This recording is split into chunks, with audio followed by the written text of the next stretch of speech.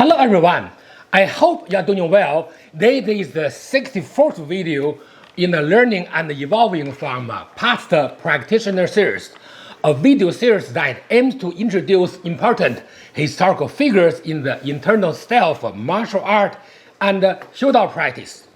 Last week, I introduced Wang Haizhou, an important teacher who promoted Zhaobao-style Tai Chi.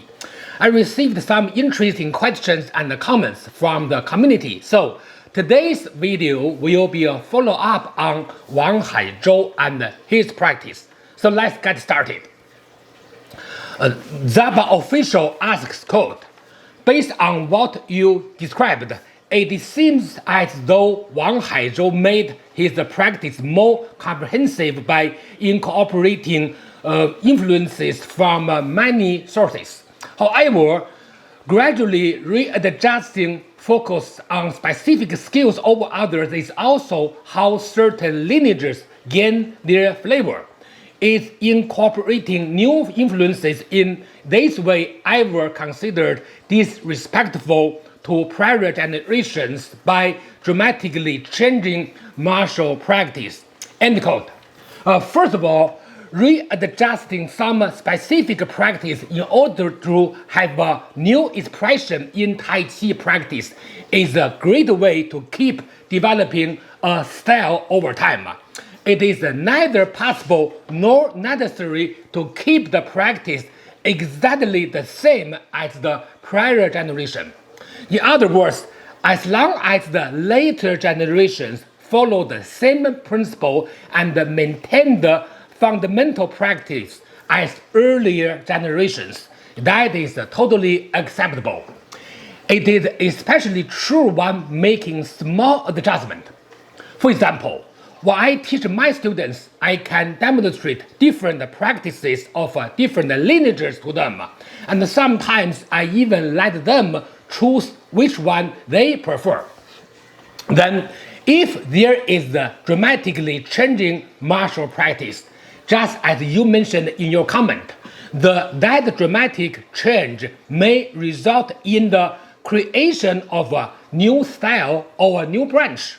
So having a new name for a style or a branch may become necessary. Therefore, if someone changes their practice a lot but still claims the name of the previous style, that is a mistake. On the other hand, if the dramatic change is an enrichment with no deviation from the original principles, it is still considered the same system. For example, I'm reorganizing and redeveloping the Xingyi Bagua Palm based on what the founder Zhang Zhaodong created. In the process, I'm still following the original principles of Xingyi Bagua Palm, while simultaneously developing aspects that need development. That is considered an enrichment of Xingyi Bagua Palm while still being Xingyi Bagua Palm. So I will continue to use the same name, Xingyi Bagua Palm, even though 80% of the material I now teach is new compared to what I learned due to the enrichment. So, to answer your question, it is not disrespectful at all if certain non-negotiable principles have been followed. So, thank you for your good question. Frederic Godin asks two questions. Let me answer one by one. His first question, quote, I think you have also mentioned other martial masters who started off their journey as the means to improve their health. I was wondering if it was a common health recommendation to pursue martial arts in China in the past. End quote. Yes, it was very often the case in the past. I have encountered many cases like this previously since it was a very common practice in the old days. Previously, there were not many options for people to manage their health issues. So practicing martial arts, especially Tai Chi, was a very common choice. Nowadays, people have so many options, and many of those options such as some specific medical care, are much more effective and efficient than practicing martial arts. No wonder we have fewer people devoting themselves to Kung Fu practice. His second question, quote, if I remember well, you mentioned Xingyi has the most complete weapons curriculum among the 3 internal arts due to containing well-defined routines, an application system, etc. You also mentioned martial arts. Is this Tai Chi remaining taught inside the village and developing martial culture to defend the towns from bandits? I was wondering, to that extent, Tai Chi weapon work has not been applied for actual defense in history. End quote. To answer this question, I'd like to explain the concept of a weapon of a style, which means that it is not necessarily for a weapon used by a practitioner of a style to be qualified as a weapon of the style. It sounds confusing, so let me explain. Very often, we see a practitioner practice a weapon, but actually, the weapon he practices has no relation to a style. In other words, his weapon practice is not from the style itself. It is just a weapon practice. Unfortunately, many so-called traditional weapon practices are not style-oriented practices. So let's come back to the question. Xingyi, as a well-developed system, has some classical weapon practices which originate from the style. For example, spear, saber, sword, and so on. In other words, a qualified Xingyi practitioner can express their Xingyi understanding and practice through weapon practice. On the other hand, Tai Chi weapon practice should be very specific, and most of the Tai Chi weapon practice nowadays is newly developed. For example, the pure Tai Chi sword was only developed in less than 100 years. So most weapons used by Tai Chi practitioners previously were not necessarily Tai Chi weapons, but just some common weapon practice. Unfortunately, this information is very often forgotten, and many people falsely believe that the Tai Chi weapon they are working on has 400 years of history, which is incorrect, often a result of marketing efforts. A more detailed discussion is beyond the scope of this video, so I may talk about it in the future. So thank you for asking this good question. Outerlast asks, quote, one thing I wonder, Chen Tai Chi doesn't have the pick the needle at the C bottom posture, but Zhaobao Tai Chi has it as seen in the video. Why is it so? And how come the other major styles like Yang, Wu, etc. also have that posture? End quote. It is an interesting question. Actually, all the Tai Chi styles have this movement, but in different names and expressions. Pick the needle at the C bottom or Haidi Zhen is just the downward pressing and splitting martial energy, which is the basic Tai Chi energy. Also, this movement is a very basic Tai Chi movement, and it is part of all the styles. For example, in Chen style, movements such as Zhongpan, Shantongbei, and others have this martial energy, but just in different expressions. So, in analyzing martial art movements, we focus on the contained martial energy, not the specific martial movement. I hope my answer helps. Thank you for asking.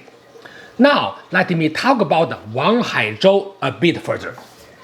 Wang Haizhou developed two interesting concepts used in push-ups called 塞瓶口 or plugging the bottle's mouth and 倒瓶底 or pounding the bottle's bottom. Let me briefly explain each. The first one, plugging the bottle's mouth or 塞瓶口, using a bottle as the metaphor for the human body.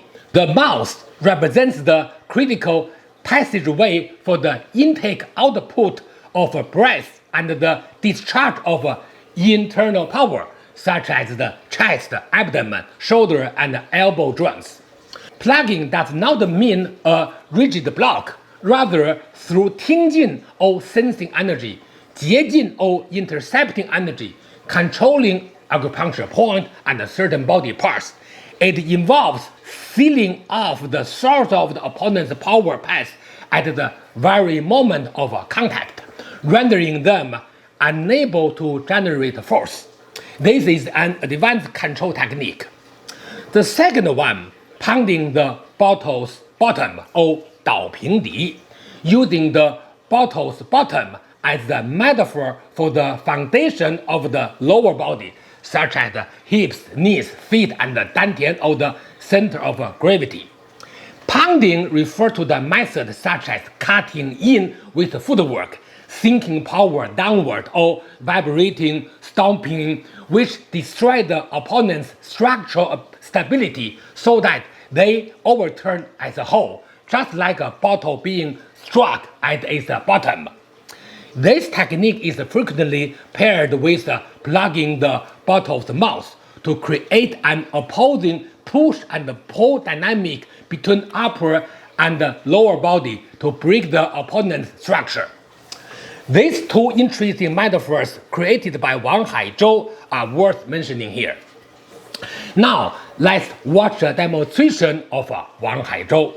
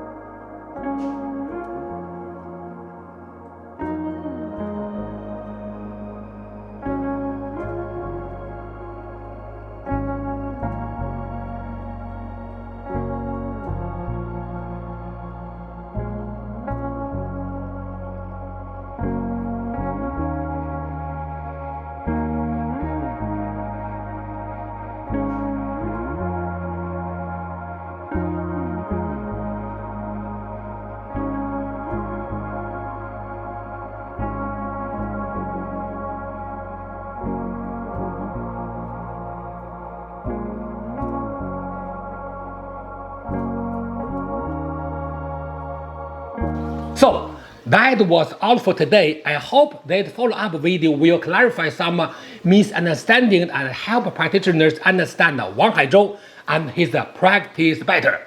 Please post any further questions about Wang Haizhou, his practice, or his lineage in the comment section. I will answer them for you as soon as possible. Thanks for watching. See you next time and enjoy your practice.